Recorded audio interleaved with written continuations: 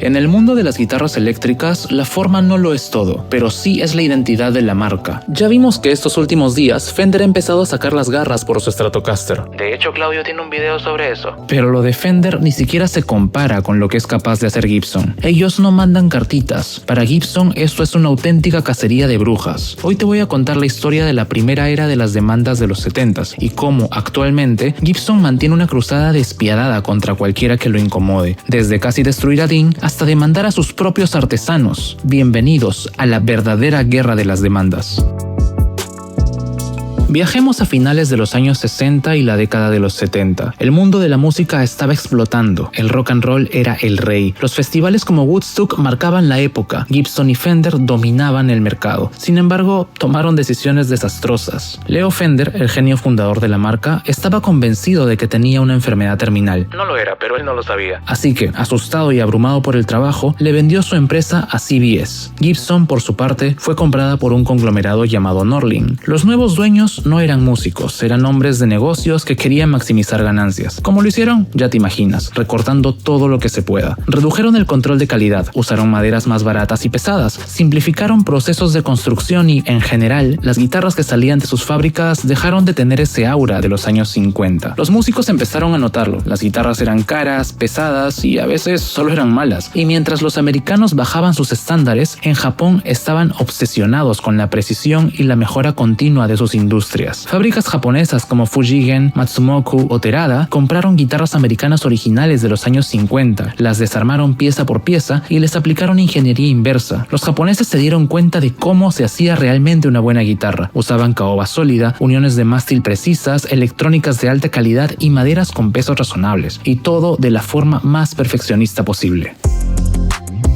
Los japoneses no se conformaron con hacer guitarras parecidas. Seguro pensaron, si algo es perfecto, ¿para qué cambiarlo, papá? Así que empezaron literalmente a clonar las guitarras americanas, milímetro a milímetro. Los japoneses no solo habían copiado la estética, recuperaron la calidad que los americanos habían abandonado. Marcas como Ibanez, Greco, Tokai, Burny, Fernández hacían guitarras tan jodidamente buenas que todos los músicos en Japón las preferían antes que a las originales. Greco lanzó una serie llamada Super Real, y es que era realmente una Les Paul. Tokai incluso lanzó una copia llamada Les Paul Reborn, que luego fue rebautizada como Love Rock por obvias razones. Y de hecho, Tokai fue una de las primeras fábricas en el mundo en tallar la madera de forma computarizada. Burny y Fernández desarrollaron unas pastillas llamadas VH1, que imitaban a la perfección el sonido cálido y crujiente de las pastillas Puff de los 50. Las copias no se limitaron a Gibson, porque Fender tenía también a los mismos fabricantes clonando sus modelos icónicos. Guitarristas como Steve Hackett y Robert Fripp usaron estas guitarras en sus giras, demostrando lo que estos clones podían hacer. Para mediados de los 70s, el mercado estadounidense se topó con una realidad humillante. Un adolescente podía ir a una tienda de música y probar una Gibson Les Paul nueva que costaba unos $600, que a día de hoy son como $5,000. Y a su lado había una Ibanez o una Greco japonesa que costaba $200, que se veía igual, pero que era más cómoda y sonaba mejor. Fue precisamente esta vergüenza comercial la que provocó que Gibson, al no poder competir en calidad, decidiera mudar la guerra a los tribunales.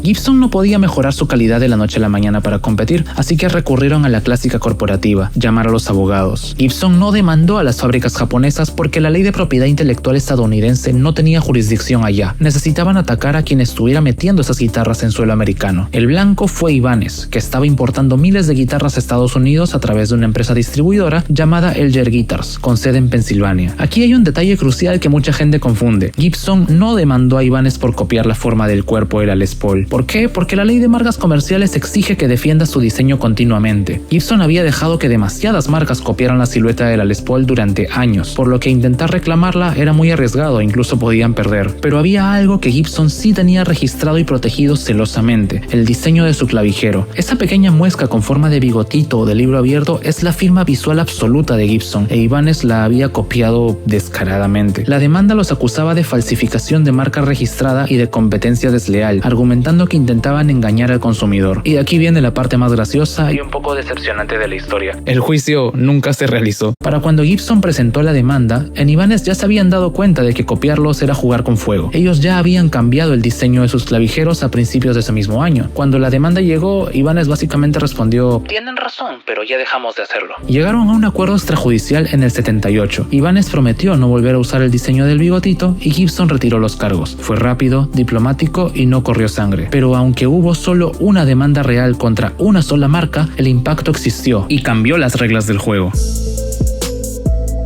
La noticia de la demanda corrió como la pólvora. Las marcas japonesas entendieron el mensaje. Gibson va en serio. Todas las marcas que exportaban a Estados Unidos modificaron rápidamente sus clavijeros y ocultaron cualquier parecido con los logos americanos. A partir del 78, las copias japonesas 1-1 se restringieron exclusivamente al mercado interno japonés. Lo que se enviaba a América y Europa debía ser diferente. Sin embargo, esta presión legal forzó a los japoneses a dejar de mirar el pasado y empezar a diseñar el futuro. A día de hoy, las marcas que sobrevivieron no son alternativas baratas, son empresas consolidadas que definen la industria de la música. Ibanez fue la única que recibió una demanda real y su respuesta fue espectacular. No se limitaron a diseñar otro clavijero, lo cambiaron todo. Se enfocaron en resolver los problemas que Gibson y Fender no podían solucionar. Inventaron mástiles extremadamente delgados, perfectos para tocar a velocidades absurdas. Mejoraron los puentes flotantes. Entendieron que los guitarristas modernos necesitan herramientas confiables, no solo réplicas nostálgicas. Empezaron a hacer diseños 100% originales para demostrarle al mundo de lo que eran capaces. Guitarras como la Iceman, Fireman, Destroyer o incluso la serie Artist, guitarras de lujo, preciosas y con electrónicas súper complejas. Trabajaron codo a codo con los mejores guitarristas de la época, como Steve Vai, Joe Satriani o Paul Gilbert. Hicieron que el mercado asumiera que tocar una Ibanez fuera sinónimo de ser un experto en la guitarra. Incluso hicieron un experimento con Steve Vai y crearon la serie Universe, la primera guitarra de 7 cuerdas construida en masa. Al principio vendió mal y casi la descontinúan, hasta que llegó Korn, y la Ibanez Universe se volvió el buque insignia del new metal. Ibanez es el ejemplo más grande, pero no el único. ESP empezó vendiendo repuestos y haciendo clones de lujo como la Navigator, pero la situación los obligó a reinventarse. Su estrategia: agarrar las formas clásicas y meterle esteroides. Crearon la Eclipse, una versión moderna de la Les Paul, o la Viper, una versión asimétrica de la SG, y crearon la submarca LTD para competir en todo el mundo sin problemas legales y para ofrecer la estética y sonido de ESP a un precio accesible. Una marca que pasó desapercibida fue Yamaha. Ellos también copiaron los modelos originales de Gibson y nunca tuvieron tanto miedo a las demandas porque su poderío corporativo era inmenso, pero sí entendieron que copiar no era sostenible a largo plazo, así que agarraron el concepto de una guitarra de cuerpo sólido de doble corte, como la Gibson SG, y lo rediseñaron por completo. A Gibson no le hizo nada de gracia que usaran las siglas SG, pero no pudieron demandarlos porque el significado Solid Guitar es genérico. Y porque son Yamaha. También lanzaron la serie Pacífica. Aunque su silueta recuerda a un Stratocaster, la modernizaron con pastillas dobles en el puente y mástiles más cómodos. Al cerrarles el camino de la imitación, obligaron a las marcas japonesas a descubrir su propia identidad. Y esta identidad resultó ser tan fuerte, tan innovadora y tan bien construida que hoy no necesitan copiar a nadie. Ahora son ellos los que marcan el ritmo de la industria musical.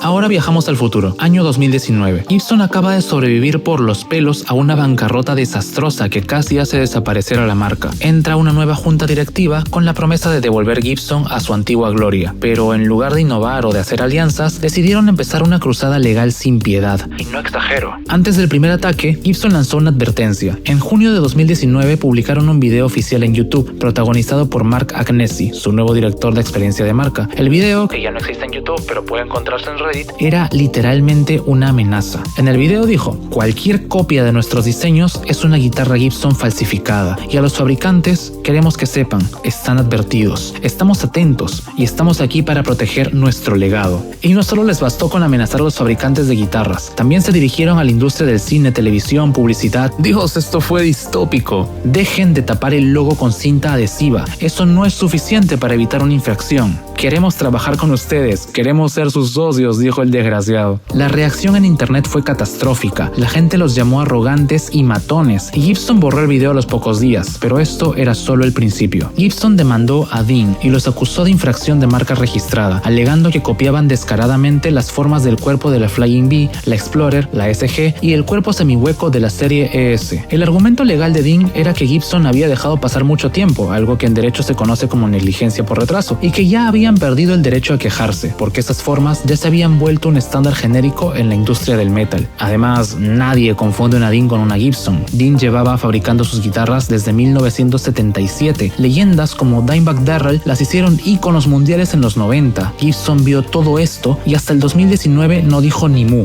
El juicio fue una verdadera guerra de desgaste que se prolongó hasta hace muy poco. El jurado le dio la razón a Gibson sobre las formas puntiagudas. Obligaron a Dean a dejar de fabricar y vender permanentemente sus icónicas guitarras V y Z. Sin embargo, Dean solo fue una víctima más. Ahora es cuando te presento a Heritage Guitars. Cuando Gibson decidió mudar su fábrica de Kalamazoo a Nashville en los 80s, un grupo de ancianos artesanos y constructores originales de Gibson se negaron a mudarse. Compraron las máquinas antiguas y fundaron Heritage, una empresa dedicada a hacer guitarras al estilo tradicional de los años 50. A principios de los 90, Gibson y Heritage habían firmado un acuerdo confidencial de convivencia pacífica, estableciendo qué tanto se podían parecer las Heritage a las Gibson. Pero en el 2020, Gibson demandó a Heritage. Los acusaron de modificar sus diseños para parecerse demasiado a los modelos de Gibson. La comunidad de guitarristas lo vio como una traición asquerosa. El caso se volvió tan tóxico para las relaciones públicas de Gibson que terminaron llegando a un acuerdo confidencial fuera de los tribunales para detener la ola de odio en redes sociales. Nadie sabe realmente qué pasó, pero podemos considerarlo un empate técnico. Eso sí, el CEO de BandLab, empresa matriz de Heritage, afirmó que no iban a descontinuar ninguno de los modelos existentes. Pero no queda ahí. También en el 2020, Kiesel, antes conocida como Carvin, recibió una carta de cese y desista de parte de Gibson, amenazando con demandarlos por dos modelos específicos, la Ultra V y la California Single Cut. Sin embargo, Jeff Kiesel, el dueño, hizo una transmisión en vivo en sus redes sociales y dijo públicamente: "Nuestras guitarras no se parecen en nada, es como comparar un Porsche con un Ferrari".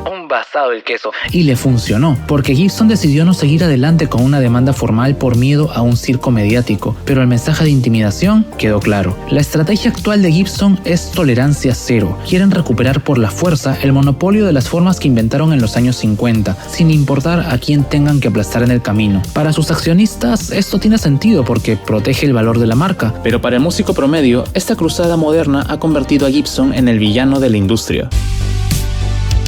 ¿Y qué nos depara el futuro? Gibson ya demostró que está dispuesta a gastar millones en abogados. Esto ha asustado a la mayoría de marcas pequeñas en Estados Unidos. Por eso no creo que veamos más demandas de este tipo. El mensaje ya quedó bastante claro. El futuro de Gibson no está en la innovación. Se centrarán en vender guitarras carísimas a boomers adinerados que quieren poseer un pedazo del pasado. Su identidad se basará en ser la marca auténtica y usarán cualquier medio para mantener esa exclusividad. Lo bueno es que veremos menos marcas desconocidas que hacen copias mediocres de Gibson o Fender. Ese negocio es muy riesgoso. Las marcas modernas, Ibanez, SP, Schecter, seguirán atrayendo a los jóvenes y a los metaleros con innovación real. Más cuerdas, multiescalas, ergonómicas, pastillas activas. El mercado ya no se divide entre clones y originales, sino entre tradicionalistas e innovadores. Pero volvamos a Dean por un momento. Su mayor problema no es solo el dinero, es su alma. Los modelos V y Z no eran solo parte del catálogo, eran su bandera. Quitarle la V a Dean es como prohibirle a McDonald's vender la Big Mac.